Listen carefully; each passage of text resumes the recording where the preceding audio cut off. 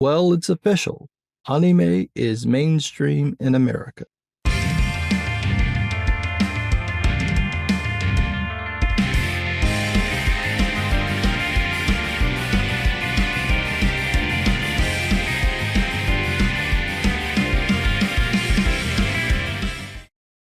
Finally, anime is mainstream, at least on streaming platforms. According to a Dentsu study, 31% of global consumers watch anime at least once a week. The study surveyed 8,600 consumers across the United States, the United Kingdom, France, Italy, Poland, Spain, Indonesia, Thailand, China, and obviously, Japan. To no one's surprise, Asian countries had the highest anime viewership, over 50%. But it might surprise some people to find that nearly 30% of Western consumers regularly watch anime. I don't find that surprising because, like most millennials, I grew up watching anime. I'm old enough to remember when it was still called Japanimation. There had been attempts to port anime over in the 80s to varying success, but it finally caught on in the late 90s and never let up. That influx happened when I was in high school, and lots of us were the perfect age for that stuff to click. Now it's just something we watch. It's more common with Gen Z because they can't remember a time when anime wasn't on TV. At least a third of the shows they watched as kids were anime imports, and by the time they got to high school, there were many anime-inspired American-made shows. Like millennials, Gen Z continues to watch anime as adults. Part of the reason why is because, unlike most Western animation, Japanese animation covers broader topics, genres, and markets. Cartoon Brew talked about this in their article about the findings. Quote, "What's driving this global fascination? According to Dentsu, it's not just the animation style, it's the storytelling depth, emotional nuance, and cultural diversity that anime delivers. Viewers cite the genre's unique worlds and stories and variety of genres as top draws. In the US, 3 in 10 viewers say they're turning to anime due to fatigue with repetitive Hollywood franchises, a sentiment not as widely echoed elsewhere. Anime's appeal also stems from its ability to cater to adult audiences, a contrast to the often family-focused perception of Western animation. Millennials, and particularly men, cited interest in Japanese culture and anime's mature themes as motivators for their fandom. I've talked about that variety many times. It doesn't just apply to anime, it's also common in manga.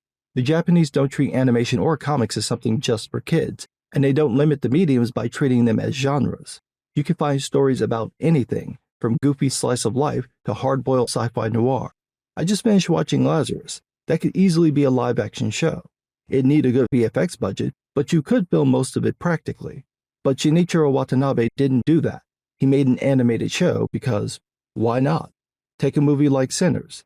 In Japan, they probably would have animated the movie. Why? Because, why not? It'd be the same story, same setting, same concepts, hell, probably the same cinematography. They just animate it because there's no rule that says they can't. Also, the Japanese will show up for the movies and shows, whereas that's not going to happen in the States. Perfect example, War of the Rohirrim bombed. I knew it would bomb because people don't come out for serious animated movies. Had it been billed as family entertainment, it probably would have done better, although that wouldn't have made it a better film. Oddly enough, the findings from the Dentsu study suggest that people have a more open opinion towards what counts as anime. Quote, "Interestingly, the perceived definition of anime is also evolving. While 37% of global viewers believe anime must be produced in Japan, an almost equal share, 36%, accepts Japanese-inspired animation from anywhere as authentic."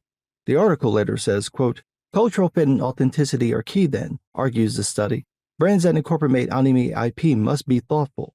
Consumers prefer when anime content or collaborations feel true to the original vision, especially when it comes to adaptations. Gen Z and millennial consumers, in particular, reward this integrity. Over 40% of anime viewers say their opinion of a brand improves when it incorporates anime-inspired designs or promotions, and that number jumps to nearly 60% in the US. That translates into lots of sales, with the US market outpacing everyone, including Japan, in buying anime-inspired products. It also seems that people are opening up to accepting Japanese-inspired works. Shows like Castlevania and Avatar: The Last Airbender are good examples of works that managed to get some broader appeal despite not being traditional anime. And Avatar managed to do that without all the forced cursing.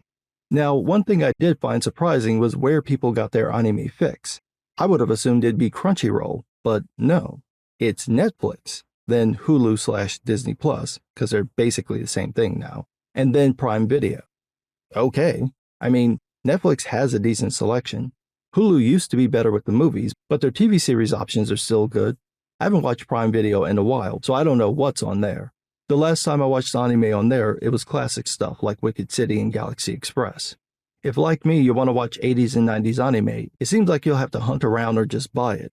Of course, that last one would have been easier if Crunchyroll hadn't bought out the right stuff and nerfed its catalog, but I digress. Overall, I'd say it's a positive. More people watching anime means the potential of getting US studios to make more animation outside of kids shows and comedies because it proves there's an audience for that kind of animation. The more people enjoy the variety, the more likely they'll support the shows, and more importantly, the movies. We really need a big movie to make this work, something to bring people to theaters. I think the best bet would be an anime take on something like John Wick, or maybe Quentin Tarantino letting somebody wrap up those Kill Bill loose ends. It just needs to be something people already like, and something connected enough to an existing story or franchise to make them want to see it. That brings me back to War of the Rohirrim. That movie really wasn't connected to anything major from The Lord of the Rings, so that might have worked against it. Also, it's been a while since the Jackson films came out. The movie probably would have done better if it came out in 2005. It just goes to show that no matter how much people's attitudes about anime have changed, timing is everything. But what do I know? I'm just some guy.